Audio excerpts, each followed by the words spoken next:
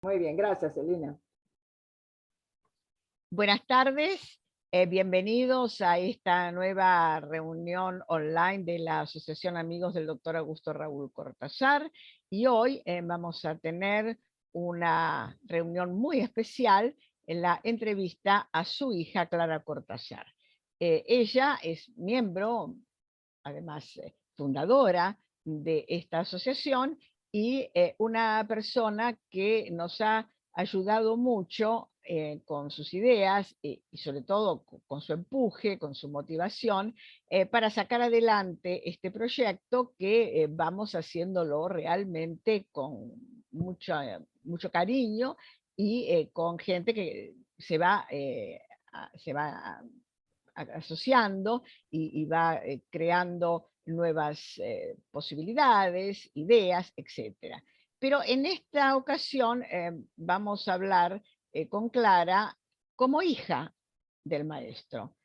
Lo que ella pueda recordar, lo que ella nos quiera contar y compartir de su experiencia vital como hija, pero también como testigo de su vida académica, de sus inquietudes, de sus proyectos, también de sus amarguras, sus dolores, que siempre existen en este mundo y en esta vida tan complicada, de modo que va a ser una presentación muy especial y nos va a compartir también muchas fotos e imágenes que no son habituales, que no todos sostienen, y que es también una nueva ocasión de agradecer a Clara que nos haga compartir estas imágenes y estos recuerdos. Así que sin más presentación, Clara, te escuchamos.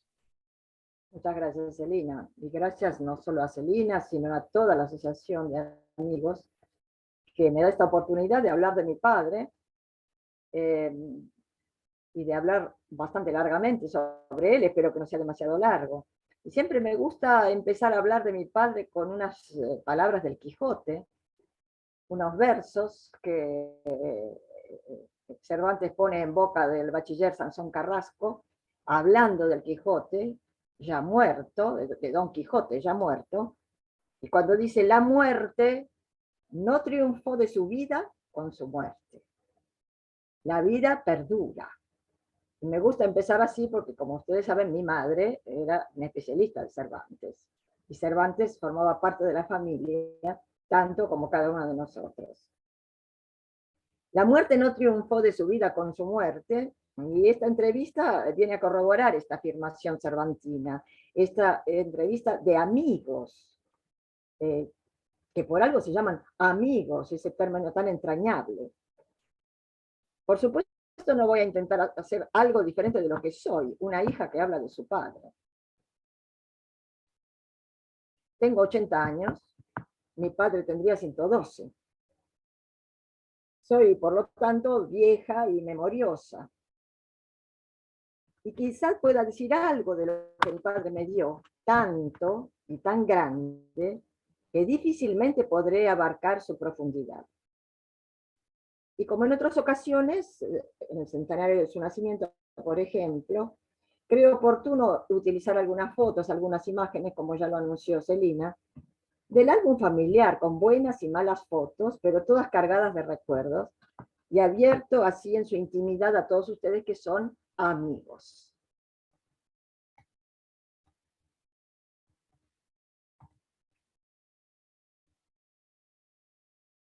Debo decir desde el principio que no soy solo hija de mi padre, sino también de mi madre, Celina Sabor, y que el amor inalterable que los unió a lo largo de sus 37 años de matrimonio, y más allá aún, después de la muerte de mi padre, en 1974, hasta la de mi madre en 1985, casi 50 años, hace que me sea difícil hablar solo de mi padre. Trataré de hacerlo, sin embargo, desentrañando algunas líneas, algunos aspectos de lo incalculable que recibí de él, además de la vida y la educación que cualquier niño en situación normal recibe de su padre. Y me pareció que podía distinguir 4 tesoros recibidos de él, y por lo tanto esta exposición no va a tener ningún carácter cronológico, sino más bien va a ser como una serie de iluminaciones a partir de diferentes aspectos.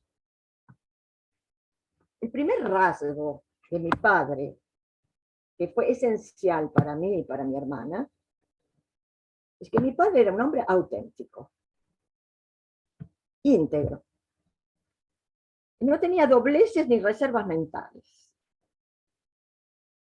Esta actitud de apertura, y llamémosle de sinceridad, se transmitía a toda la familia como un mandato cotidiano. Había que decir la verdad, es decir, lo que cada uno creía verdadero, y actuar en consecuencia.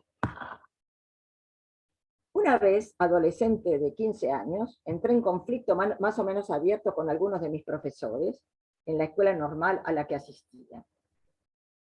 No importan las circunstancias. Mi padre me llamó para hablar conmigo profundamente sobre la situación. No trató de convencerme, sino que solo conversó largamente conmigo para tratar de comprender y de verificar mi propia veracidad, mi propia autenticidad. Luego fue a hablar con los profesores. Nunca supe el contenido de la conversación, que fue muy cordial. Pero las actitudes cambiaron. Las de esos profesores y también las mías. Obligada yo a reflexionar realmente sobre mis motivaciones. Y yo sentí, que mi padre me apoyaba en lo que yo creía, que estaba a mi lado para sostenerme, aun si él no participaba del debate planteado, y aun si él no estaba del todo de acuerdo con mi actitud adolescente. Otro ejemplo que me viene espontáneamente a la memoria tiene connotaciones políticamente incorrectas en estos tiempos, pero ¿qué le vamos a hacer? El compromiso con la verdad lo heredé de mi padre. En el año 1952, mi padre renunció a su cargo de director de la Biblioteca Central de la Facultad de Filosofía y Letras para no tener que sucumbir a las presiones políticas de los sindicatos peronistas que querían obligarlo a colgar un retrato del general en su despacho.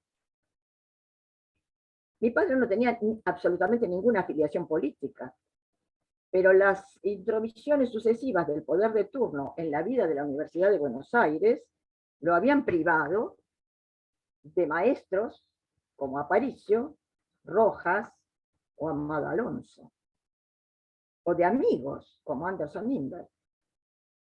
Algunos cesanteados y otros emigrados hacia tierras menos autoritarias. Las consecuencias de este acto en la vida familiar fueron muy sensibles, porque este era el principal salario que sostenía la familia.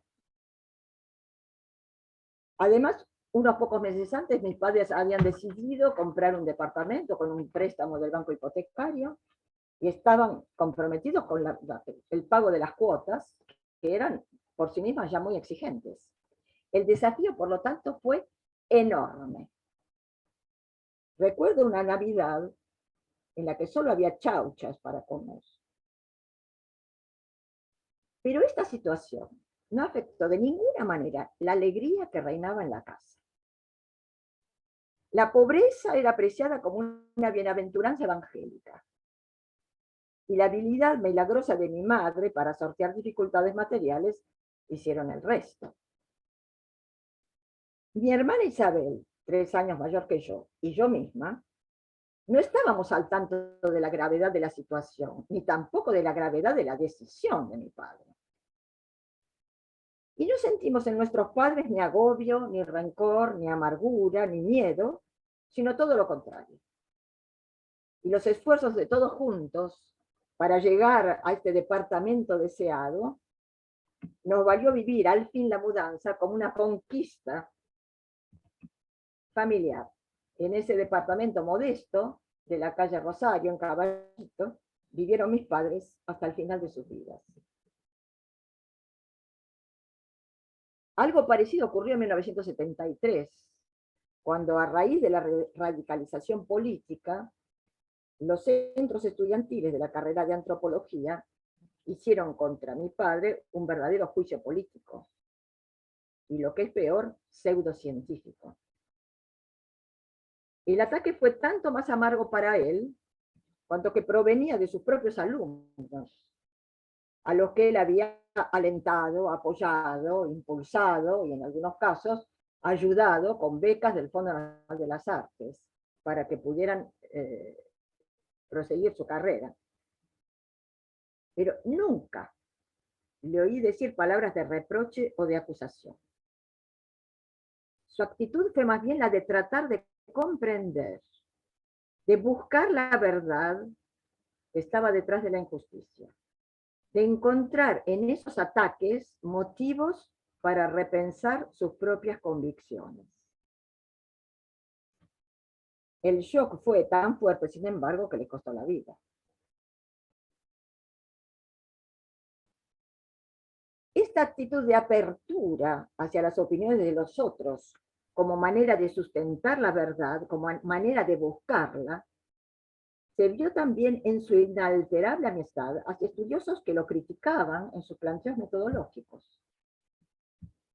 Nada empañó, por ejemplo, su amistad y su admiración por Daneman, el folclorista chileno, ni su comprensión y su apoyo a Susana Cherturi, ni sus gestos caballerescos hacia Carlos Vega, aunque sus posturas científicas fueran en ciertos casos muy opuestas a las de él.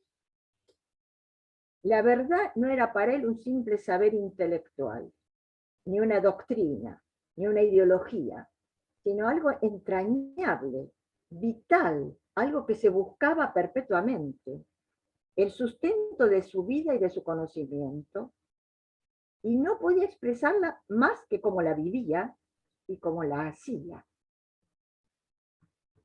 Y recuerdo la frase del Evangelio de San Juan: el que hace la verdad viene hacia la luz, el que la hace. Esto que acabo de decir me lleva a un segundo rasgo de su personalidad, unido a este, pero distinguible. Es la preeminencia del amor, no como un sentimiento ni una pasión, sino como una forma altísima de conocimiento. Y voy a leer una frase de una investigadora, Belén Irose, que hizo un trabajo sobre mi padre en la carrera de antropología. Dice: era el amor hacia el folk su motor en la propia búsqueda de conocimiento, una condición necesaria del folclore como ciencia. Y lo cita: cualquier condición podrá faltar al folclorista, pero no simpatía, amor, comprensión de la vida y del alma del pueblo. Pero además, como vimos, y sigue la cita de Irose, Cortázar trabajó para que el conocimiento así producido no quedara en el reducido circuito académico, sino que se generalizara a la mayor cantidad posible de personas, e idealmente a todos los habitantes del territorio argentino, especialmente de las ciudades. Su empeño estuvo dirigido a que el conocimiento motivado por el amor y generado a partir de una mirada científica, recreara este sentimiento en aquellas personas que no conocían a las distintas culturas folclóricas que formaban parte de la Argentina. A través del conocimiento, despertaba a buscar el amor al otro nacional para forjar, primero, la unidad nacional y eventualmente la confraternidad humana. Sin conocimiento, no hay amor verdadero. Quería decir que el amor abría y cerraba el ciclo del conocimiento. De ahí, de su deseo de divulgar, de hacer amar a otros lo que él amaba, su enorme trabajo de divulgación, no solo a través de sus libros, sino de su trabajo docente, de sus conferencias, de congresos nacionales e internacionales, como este de Buenos Aires de 1960, de organización de festivales o de exposiciones de artesanías. Si algo vivimos en la familia cotidianamente, fue esta dimensión de compartir. Dimensión compartida también por mi madre, con igual abnegación y con igual alegría. La apertura incondicional hacia el otro. La creación constante de relaciones personales profundas, con colegas, con alumnos, con ayudantes, con vecinos.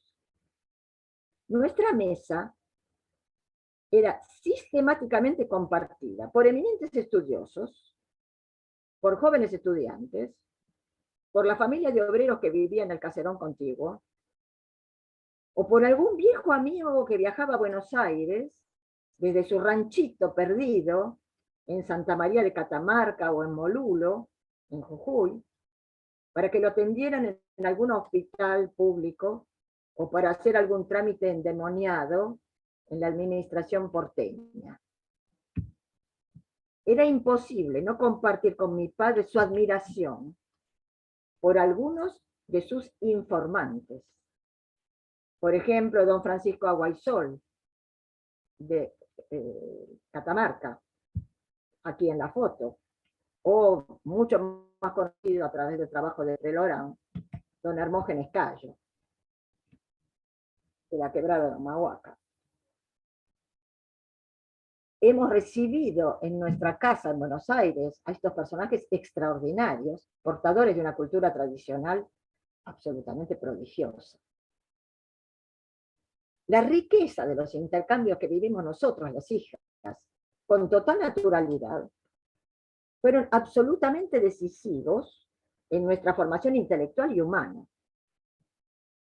Allí, en la mesa, compartiendo lo que se comía, cualquier cosa, sin demasiada preparación, se hablaba de Esquilo o de Quevedo, se hablaba de la baguala o de la chanson française, de las costumbres de los huros del Titicaca o de la geografía de los valles calchaquíes. Era un mundo cultural extremadamente rico que nosotros absorbíamos como esponjas.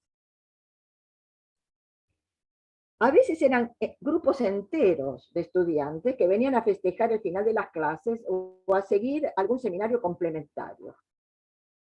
Y aquí, si me lo permiten, voy a citar las palabras de una exalumna de mis padres, Leda Schiavo, en un libro llamado Naufragios y Comentarios, publicado en Buenos Aires en 2009.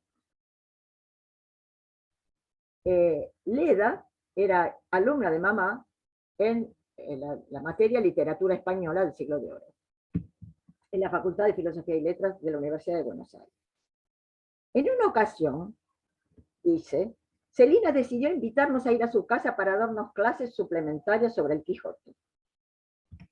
Y allí conocimos a Raúl, tan apasionado como ella con sus cosas, que en este caso eran el folclore y la literatura argentina. Dos vidas consagradas a la investigación y la enseñanza, dos personas de veras haciendo algo que les gustaba de veras. Ese curso y esa invitación nos cambió la vida. En medio de un capítulo del Quijote, sonaban las 5 y aparecía Raúl, cordial, perfecto, para ofrecernos un té con masitas. Recuerdo su chaqueta de estar en casa, impecable, una camisa blanca con corbata, unos zapatos recién lustrados. Y entonces se podía conversar y cambiar ideas y el mundo se ensanchaba. Le preguntábamos qué hacía y nos hablaba del Fondo Nacional de las Artes y de sus publicaciones bibliográficas. Nos hablaba de sus viajes, sus trabajos de campo en el norte argentino. Pasada la hora del té, Celina arremetía otra vez con el Quijote. Literatura argentina, la asignatura, venía después de literatura española, y allí conocimos a Raúl profesor después de conocer al Raúl doméstico. Así como para ella la clase no acababa en la clase, sino que era el principio de algo, él organizó un viaje de estudios a Tucumán, Salta y Jujuy. Los que pudimos ir, esta que está aquí es precisamente la que habla, Leda Schiavo. Los que pudimos ir, teníamos la obligación de preparar temas para discutir en las horas en que no estábamos caminando, comiendo o durmiendo, y aprendimos a organizarnos tanto como a conocer de primera mano la historia, la geografía, la música, la cerámica, en fin, todo lo posible de los lugares que atravesábamos. Isabel, una de las hijas de esta pareja, era compañera de estudios y viajó con nosotros. Es la que está aquí en la esquina derecha de la foto, que no se llega a ver por nuestras caras, digamos. La otra hija, Clara, es decir, yo, nos conmovía con su voz melodiosa entonando canciones medievales en aquellos recreos de la hora del té. Las dos formaban parte del mundo mágico que nos envolvía en aquel modesto departamento de la calle Rosario, en el que muy bien podía hallarse el verdadero Aleph, y no en la casa de la calle Garay. Estoy segura de que si pudiera volver, encontraría la pequeña esfera tornasolada escondida en un rincón. Y no es verdad que nuestra mente es porosa para el olvido. Estas palabras testimonian lo contrario. Cierro la cita de Leda Schiavo. Esta actitud admirativa y acogedora ante cualquier ser humano lindaba en mi padre muchas veces con la ingenuidad. Y lo llevó muchas veces a beneficiar a sus propios detractores. Pero eso también era una actitud consciente. Es mejor pensar bien que pensar mal, decía. Porque era un hombre que ante todo cuidaba su propia alma, su propia mirada, su propia transparencia ante la mirada de Dios. Su fe religiosa muy profunda no se limitaba, por lo tanto, a una conducta devota, sino que lo edificaba desde adentro. Y también lo vivificaba su amor por esa esposa, que fue siempre, como él mismo lo dice en la dedicatoria de su tesis doctoral, fue siempre estímulo, apoyo, inspiración, consejo. En la vida cotidiana, las hijas nos beneficiamos de toda esta ternura incalculable. Destinaba horas enteras a enseñarme a subir a la escalera o a andar en bicicleta en el cercano Parque Rivadavia. Nos sacaba fotos en nuestros baños estivales en la terraza o el día del comienzo de las clases. Hay que decir que era el único que manejaba una cámara, con lo cual él aparece muy pocas veces en las fotos. Nos ayudaba a terminar los deberes o nos enseñaba los rudimentos de la carpintería. Más tarde, nos enseñó a montar a caballo durante nuestras vacaciones, lo cual incluía el conocimiento perfecto de las piezas de la montura, cómo ponerlas sobre la cabalgadura, cómo alimentar a los caballos y cómo curarlos durante los días que estaban a nuestro cuidado. Eran, por supuesto, animales que se alquilaban durante nuestras vacaciones, no eran de nuestra propiedad. Eso no excluía, todo lo contrario, las largas conversaciones sobre literatura o sobre las experiencias que él vivía en su trabajo de campo, pero también sobre nuestras propias experiencias, sobre lo que aprendíamos, no solamente en nuestras correrías con los caballos, sino en nuestras clases de inglés o de piano.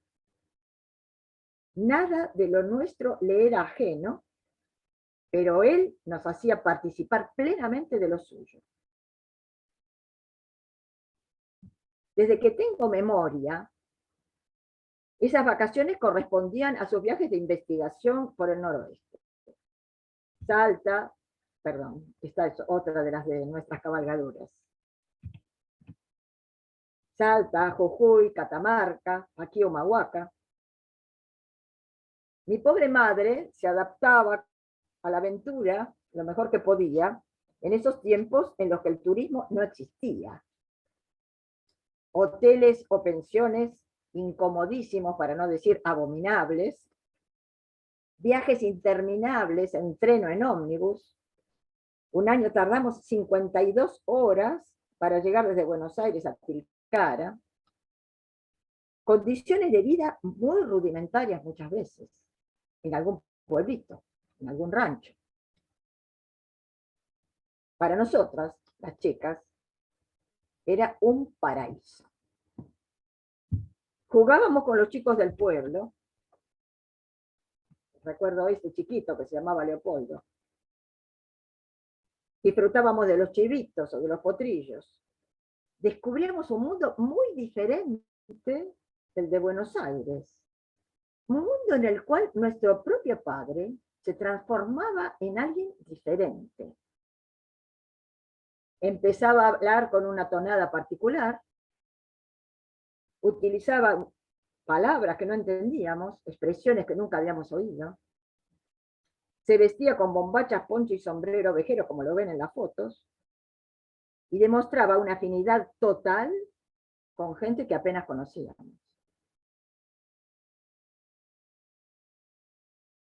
Esta no era, sin embargo, la única manera de hacernos participar de lo suyo. También nos llevaba a visitar la biblioteca que dirigía, a presentar su intervención en un congreso de bibliotecarios en La Plata, por ejemplo.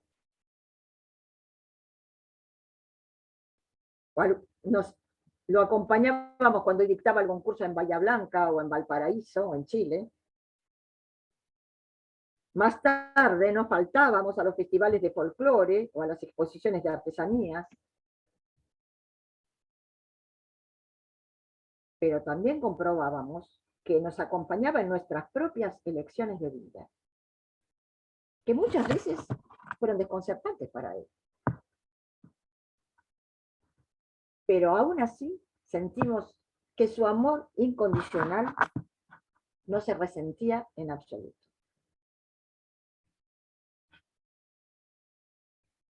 Y creo que está bueno ver a otro enfoque, otro aspecto de lo que él nos transmitió.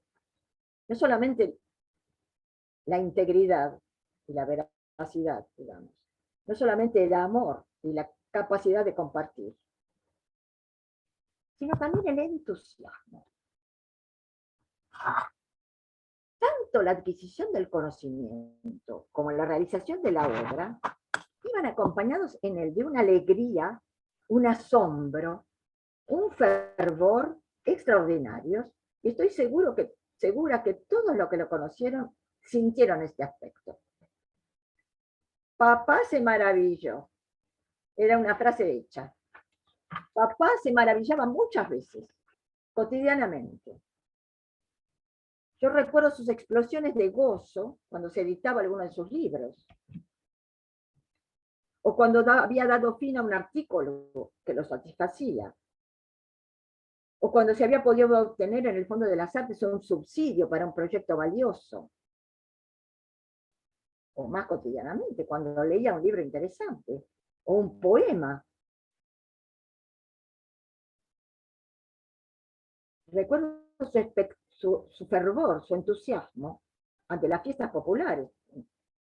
Muchas de ellas lo acompañaban. El carnaval, la fiesta de la Candelaria en Humahuaca, la fiesta de San Sebastián en Sañogasta, etcétera, etcétera.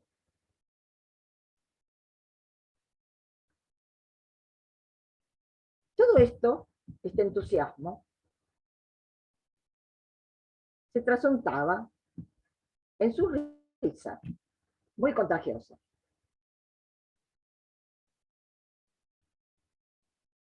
Pero más profundamente aún, se convertía en un estímulo potente para el pensamiento y para la obra. Había algo de esa inspiración divina que los griegos percibían en el entusiasmo. Y ningún obstáculo podía entibiar ese fervor. Nada. Una especie de emblema o de mantra familiar, que sigue siendo mi mantra en muchos casos, es: no hay mal que por bien no venga. Y puedo dar testimonio de hasta qué punto esta actitud de confianza ante la realidad, aún la realidad más dura, fue un puntal para mi propia vida, y lo fue también para mi hermano.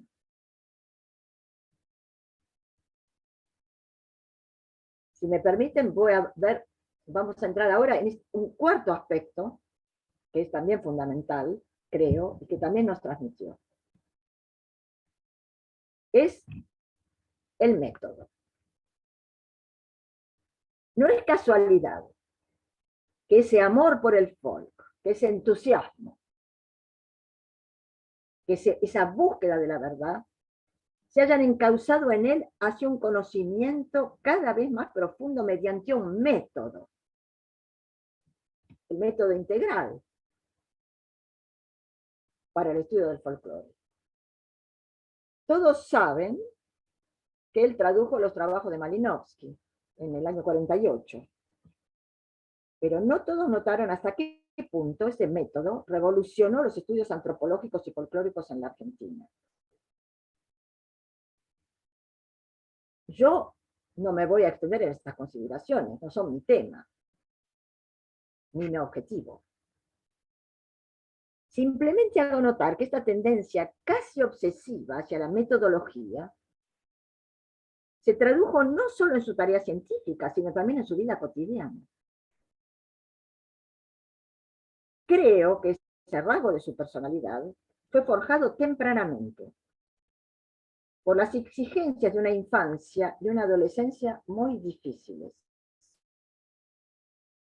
Como todos saben, mi padre nació en Salta, en una bellísima casa del siglo XVIII, que pertenecía a la familia de sus abuelos paternos, familia añeja de la sociedad salteña.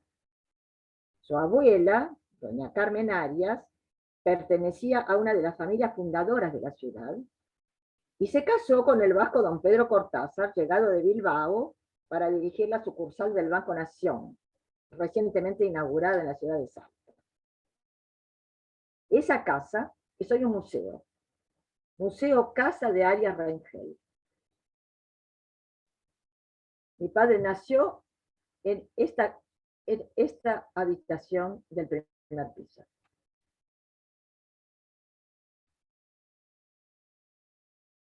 Pero el joven matrimonio de sus padres, es decir, mis abuelos, Octavio Augusto e Irene Lozano, se deshizo rápidamente, cosa rara y muy mal vista en ese entonces, y mi padre debió ganarse la vida desde los 14 años, porque el salario de su madre, con quien vivía solo desde los 6, no alcanzaba para lo elemental. Gracias a sus buenas calificaciones en el Colegio Nacional Buenos Aires, lo nombraron celador en el turno de la tarde. Esta es una foto en que él está junto a Nielsen, el mítico rector del Colegio Nacional. Luego lo nombraron ayudante en la biblioteca del colegio, de la cual vemos aquí una foto. Además, por las noches, enseñaba a hacer cepillos y escobas en la biblioteca del Colegio Nacional de Ciegos, que inauguraba talleres para los ciegos. Este cepillo fue hecho por él, y todavía lo conservo para demostrar la calidad de estos cepillos.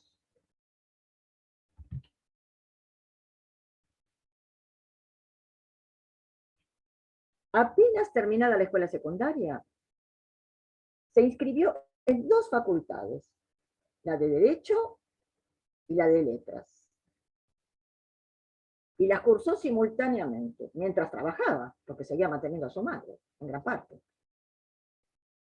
Esta actividad avasalladora solo fue posible gracias a una organización férrea y una disciplina casi monástica.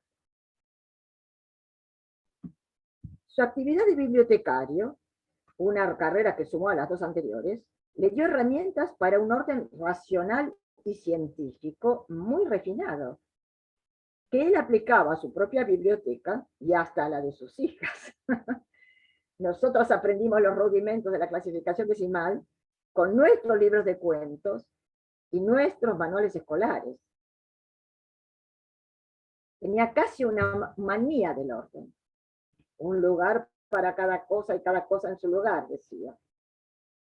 Manía puesta a prueba repetidamente por nosotras, las hijas, que aunque teníamos un acceso limitado a su escritorio, una especie de santuario inaccesible, éramos capaces de robarle un lápiz o de dejar en la cocina la goma de borrar. Su obsesión por las fichas, por la clasificación de documentos, por la confección de reglamentos o de estatutos, le fue extremadamente útil a lo largo de su carrera. En la organización de la biblioteca del Museo Etnográfico, que es esta que está aquí. En la modernización de la Biblioteca Central de la Facultad de Filosofía y Letras, de la cual ya hablamos. En la organización de la carrera de bibliotecarios de la Biblioteca Nacional, de la cual fue fundador. En sus búsquedas minuciosas de la literatura argentina, en la literatura argentina. En su tarea gigantesca de relevamiento y estímulo de las artesanías argentinas, en el Fondo Nacional de las Artes, o en la monumental Bibliografía Argentina de Artes y Letras, publicada también por el Fondo. En la vida cotidiana, nos reíamos mucho de su precisión para poner la mesa, cosa que hacía regularmente al mediodía, con los lugares precisos para cada cubierto, o en el esmero del placar donde guardaba su ropa, o en el cuidado, en el lustre de sus zapatos. Esta necesidad de orden, de jerarquía, iba acompañada en él por una capacidad enorme de reflexión y de autocontrol. A las hijas, esa capacidad nos parecía excesiva. Había un fondo taciturno en mi padre, probablemente fruto de su infancia poco feliz. Y esto alternaba con sus explosiones de entusiasmo, pero se fue acentuando en sus últimos años. Era difícil entonces hablar con él de algo que no fuera su trabajo. Era difícil conseguir dar un paseo despreocupado o gozar de unas vacaciones sin que llevara su máquina de escribir para preparar su próximo curso. No parecía sentirse cómodo en círculos familiares o amistosos que superaran la estricta intimidad o estuvieran fuera del ámbito de su actividad. Pero, sin ese freno y ese severo andamiaje, no hubiera podido hacer lo que hizo. Gracias a Dios, su destino se cruzó con el de mi madre. Su amor mutuo fue uno de los más hermosos que he visto en mi larga vida, y su familia, nosotras incluidas, no solo recibimos de él, sino también le dimos un ambiente expansivo, feliz, inventivo, lleno de risas y de chistes, de ingenio y de amables burlas, que compensaron esa tendencia a la reserva y a la introspección. Y sin embargo, debo reconocer que gran parte de lo que yo pude hacer en mi propia vida es fruto de este arduo aprendizaje de método, de reflexión y de disciplina que él nos transmitió con ese amable rigor.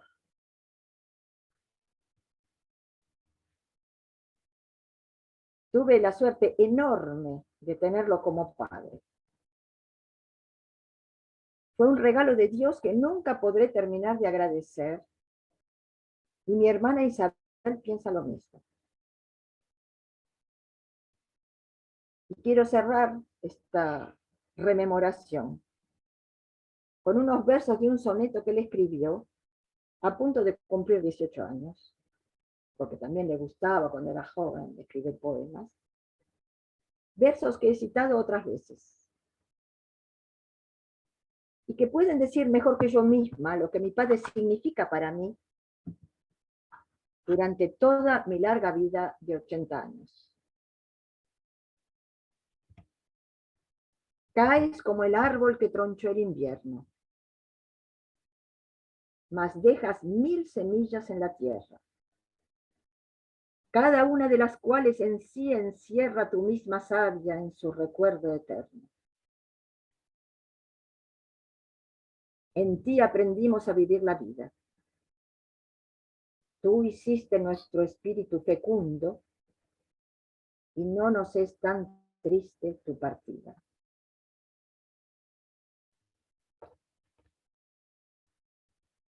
Y gracias, Elina. Muchas gracias, Clara. Por permitirme decir todo esto de mi padre. Muchas gracias, Clara.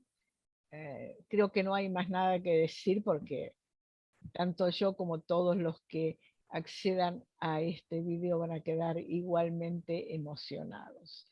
Te agradecemos muchísimo esta participación porque no es habitual compartir cosas tan íntimas y tan lindas. Muchas gracias. Gracias. Muchas gracias. Espero haber respondido a las expectativas. Por supuesto. Ya esperamos también que cuando subamos esto a nuestra página que se llama Espacio Doctor Cortázar, justamente un espacio dedicado a él en Internet, creo que vamos a tener unas respuestas similares a las que yo estoy dando ahora. No mucho que decir. Muchísimas gracias. Muchas gracias. Muchas gracias.